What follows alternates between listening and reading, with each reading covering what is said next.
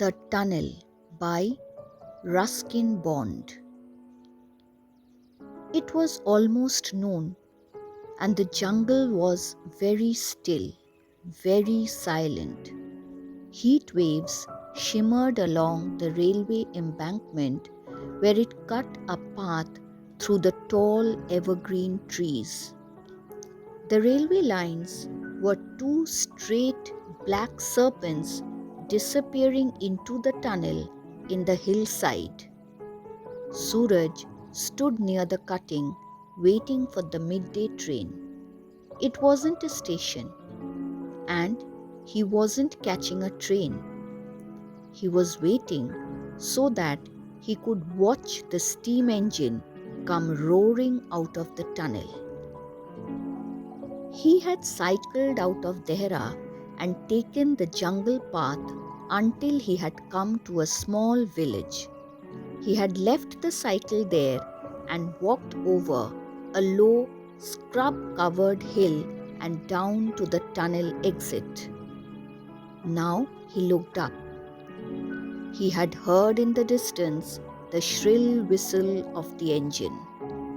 He couldn't see anything because the train was approaching from the other side of the hill.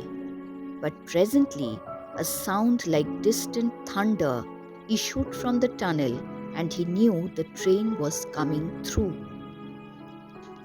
A second or two later, the steam engine shot out of the tunnel, snorting and puffing like some green, black and gold dragon, some beautiful monster out of Suraj's dreams. Showering sparks left and right, it roared a challenge to the jungle. Instinctively, Suraj stepped back a few paces. Waves of hot steam struck him in the face. Even the trees seemed to flinch from the noise and heat. And then the train had gone, leaving only a plume of smoke to drift lazily over the tall shisham trees. The jungle was still again. No one moved. Suraj turned from his contemplation of the drifting smoke and began walking along the embankment towards the tunnel. The tunnel grew darker as he walked further into it. When he had gone about 20 yards, it became pitch black. Suraj had to turn and look back at the opening to reassure himself that there was still daylight outside. Ahead of him, the tunnel's other opening was just a small round circle of light. The tunnel was still full of smoke from the train, but it would be several hours before another train came through. Till then, the cutting belonged to the jungle again. Suraj didn't stop because there was nothing to do in the tunnel and nothing to see. He had simply wanted to walk through so that he would know what the inside of a tunnel was really like. The walls were damp and sticky. A bat flew past. A lizard scuttled between the lines. Coming straight from the darkness into the light, Suraj was dazzled by the sudden glare and put a hand up to shade his eyes. He looked up at the tree-covered hillside and thought he saw something moving between the trees. It was just a flash of orange and gold, and a long swishing tail. It was there between the trees for a second or two, and then it was gone. About 15 meters from the entrance to the tunnel stood the watchman's hut. Marigolds grew in front of the hut, and at the back there was a small vegetable patch. It was the watchman's duty to inspect the tunnel and keep it clear of obstacles. Every day before the train came through, he would walk the length of the tunnel. If all was well, he would return to his hut and take a nap. If something was wrong, he would walk back up the line and wave a red flag, and the engine driver would slow down. At night, the watchman lit an oil lamp and made a similar inspection of the tunnel. Of course, he would not stop the train if there was a porcupine on the line. But if there was any danger to the train, he would go back up the line and wave his lamp to the approaching engine. If all was well, he would hang his lamp at the door of his hut and go to sleep. He was just settling down on his cot for an afternoon nap when he saw the boy emerge from the tunnel. He waited until Suraj was only a meter or so away and then said, "Welcome, welcome. I don't often have visitors. Sit down for a while and tell me why you were inspecting my tunnel."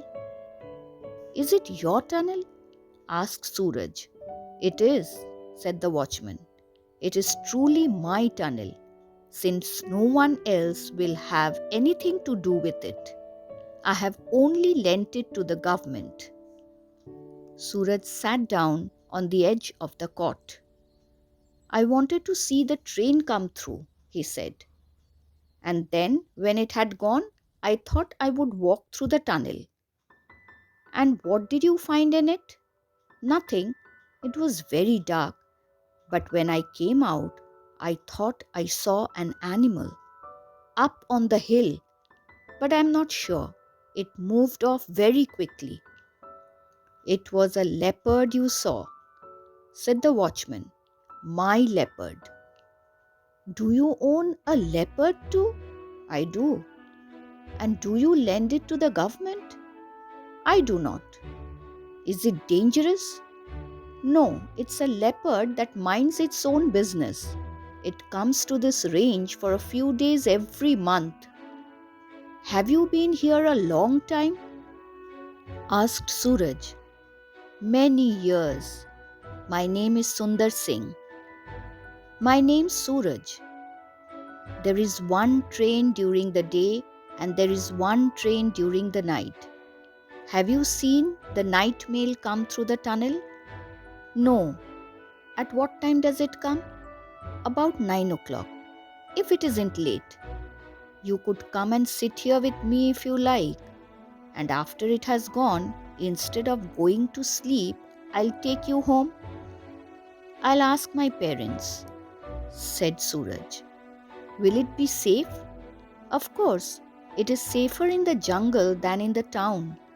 Nothing happens to me out here. But last month, when I went into town, I was almost run over by a bus." Sundar Singh yawned and stretched himself out on the cot. "And now I am going to take a nap, my friend. It is too hot to be up and about in the afternoon." "Everyone goes to sleep in the afternoon," complained Suraj. "My father lies down as soon as he's had his lunch." "Well, the animals also rest in the heat of the day. It is only the tribe of boys who cannot or will not rest." Sundar Singh placed a large banana leaf over his face to keep away the flies and was soon snoring gently. Suraj stood up, looking up and down the railway tracks. Then he began walking back to the village. The following evening, towards dusk, as the flying foxes swooped silently out of the trees, Suraj made his way to the watchman's hut. It had been a long, hot day, but now the earth was cooling and a light breeze was moving through the trees. It carried with it the scent of mango blossoms, the promise of rain. Sundar Singh was waiting for Suraj. He had watered his small garden and the flowers looked cool and fresh. A kettle was boiling on a small oil stove. "I'm making tea," he said. "There is nothing like a glass of hot tea while waiting for a train." They drank their tea, listening to the sharp notes of the tailored bird and the noisy chatter of the seven sisters. As the brief twilight faded, most of the birds fell silent. Sundar Singh lit his oil lamp and said it was time for him to inspect the tunnel. He moved off towards the tunnel while Suraj sat on the cot sipping his tea. In the dark, the trees seemed to move closer to him, and the nightlife of the forest was conveyed on the breeze. The sharp call of a barking deer, the cry of a fox, the quaint tong-tong of a nightjar. There were some sounds that Suraj didn't recognize, sounds that came from the trees, creakings and whisperings as though the trees were coming to life, stretching their limbs in the dark, shifting a little, flexing their fingers. Sundar Singh stood inside the tunnel, trimming his lamp. The night sounds were familiar to him and he did not give them much thought. But something else, a padded footfall, a rustle of dry leaves, made him stand still for a few seconds, peering into the darkness.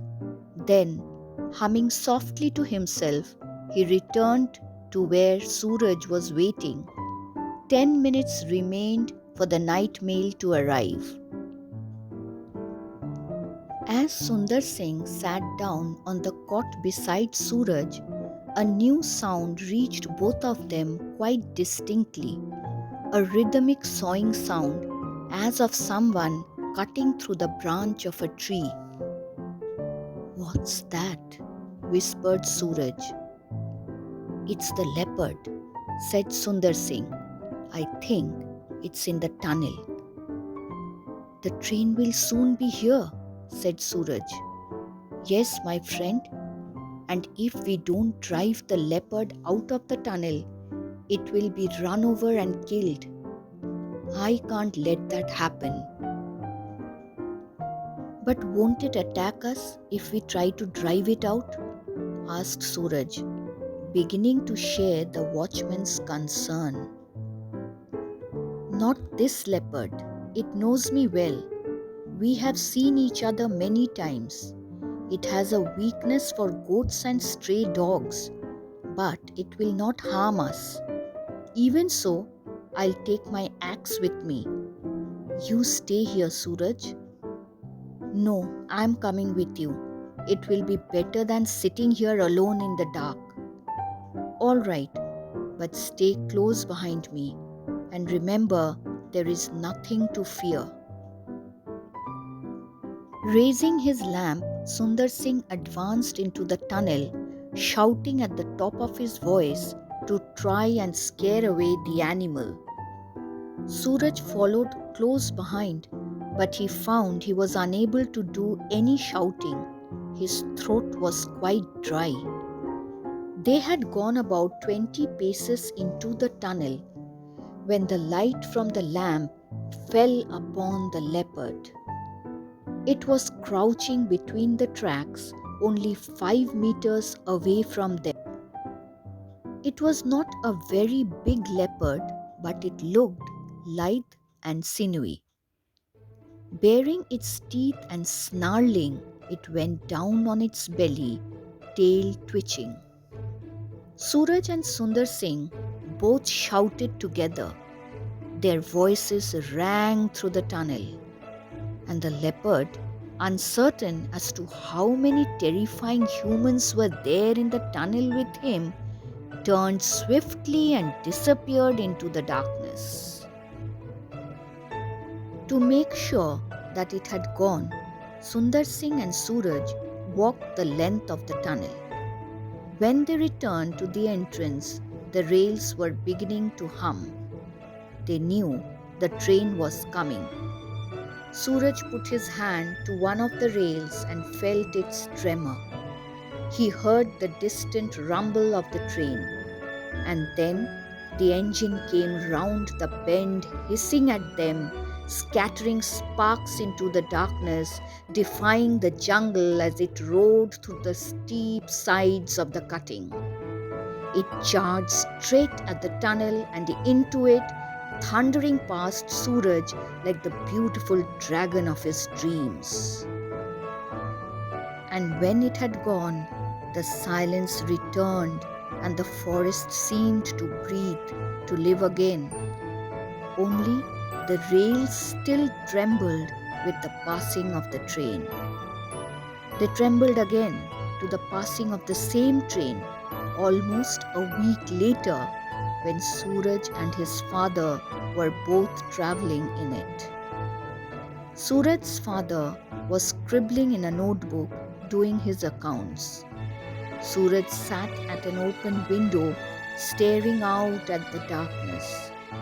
His father was going to Delhi on a business trip and had decided to take the boy along.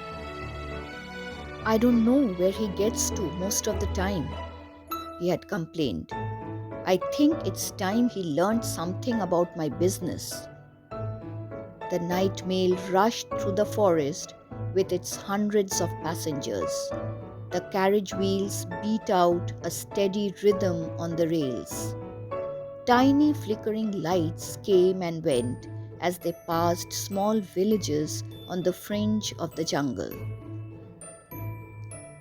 Suraj heard the rumble as the train passed over a small bridge.